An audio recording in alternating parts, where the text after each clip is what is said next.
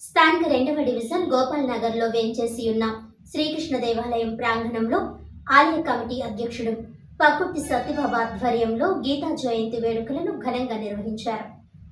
వేద పండితుల వేద మంత్రాలతో పుష్కరాల రేవులో స్వామివారికి అభిషేకం, ఇతర ప్రత్యేక పూజల అనంతరం మళ్లీ వాహనంపై ఎక్కించి అక్కడి నుంచి ఊరేగింపుగా గోపాల్ నగర్లో ఉన్న శ్రీకృష్ణ దేవాలయానికి తీసుకువచ్చారు.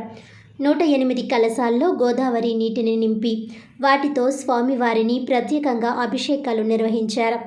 ఈ సందర్భంగా ఆలయ కమిటీ అధ్యక్షుడు పక్కుర్తి సత్యబాబు మాట్లాడుతూ, గత 8 సంవత్సరాలుగా శ్రీకృష్ణ దేవాలయం ఆధ్వర్యంలో గీతా జయంతి వేడుకలను నిర్వహిస్తున్నామని తెలిపారు. ఉదయం ఆలయం వద్ద భగవద్గీత పారాయణం జరిగిందన్నారు. అక్కడి నుంచి ఉత్సవ విగ్రహాలను పుష్కరాల రేవుకు తీసుకువచ్చి అభిషేకాది కార్యక్రమాలను వేద పండితులు శాస్త్రోక్తంగా జరిపించారు.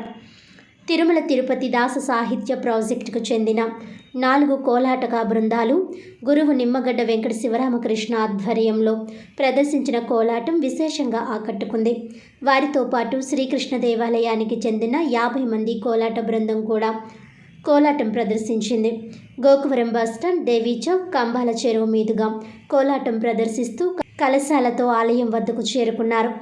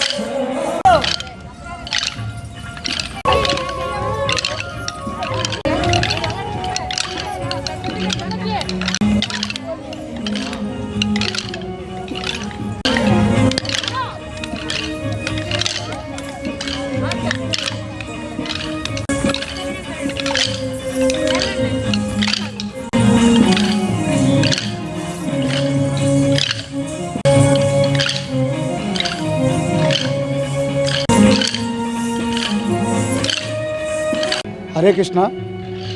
గత 8 సంవత్సరాల నుంచి మేము గోపాల్ నగర్ శ్రీకృష్ణ దేవాలయం వద్ద నుంచి ఉత్సవ విగ్రహాలు తీసుకొచ్చి మన గోదావరి ఒడ్డున పుష్కరాల రేవులో గోదావరి ఒడ్డున స్వామివారికి అభిషేకం చేసి ఇక్కడి నుంచి 108 కంసాలు తీసుకొని ఇక్కడి నుంచి ఈ జలాభిషేకం తీసుకెళ్ళి శ్రీకృష్ణ దేవాలయం శ్రీకృష్ణ స్వామివారికి అభిషేకం చేస్తామండి. ఇది 8వ సంవత్సరం.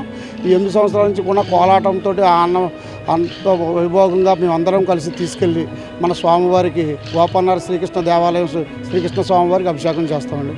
హరే కృష్ణ హరే కృష్ణ కృష్ణ కృష్ణ హరే హరే.